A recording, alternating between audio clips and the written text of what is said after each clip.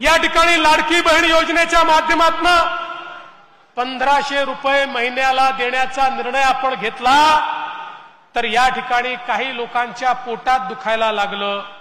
कुणी म्हणालं तुम्ही महिलांना विकत घेता का, कुणी म्हणालं तुम्ही महिलांना लाच देता का.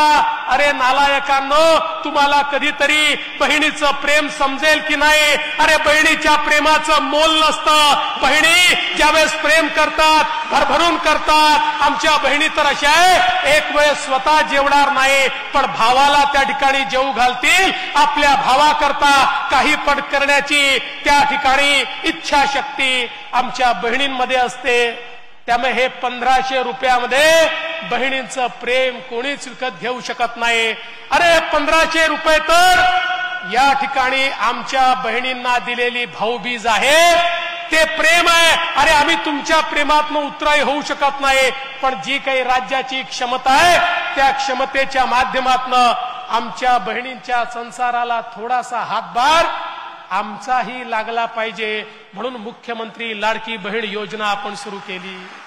या ठिकाणी एक गोष्ट सांगतो, अरे निवडणुका येतील जातील, कोणी वोट देईल देणार नाही, पण मला विश्वास आहे महामाऊलींचा आशीर्वाद आमच्या पाठीशी असेल. आणि जोपर्यंत हे त्रिमूर्तीचं सरकार आहे तोपर्यंत मायमाऊलीची योजना कोणाचा बाप बंद करू शकणार नाही. हे या ठिकाणी सांगण्याकरता मी आलेलो आहे. 17 तारखेला पैसे द्यायचे, 1,35,00,000 फॉर्म हे क्लिअर झालेले आहेत. पण त्यात असं लक्षात आलं 35 लाख फॉर्म असे आहेत ज्यांच्या अकाउंटचं आधार सीडिंग झालेलं नाही.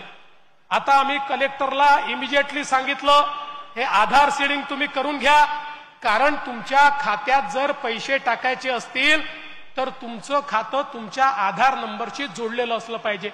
1 कोटी महिलांचं जुडलंय, 35 लाख महिलांचं राहिलंय.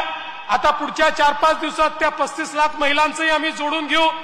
पण एखाद्याचं जुडण्याकरता उशीर झाला, काळजी करू नका, त्यांनाही पैसे मिळणार आहेत. आणि 1,35,00,000 आम्ही थांबणार नाही आहोत.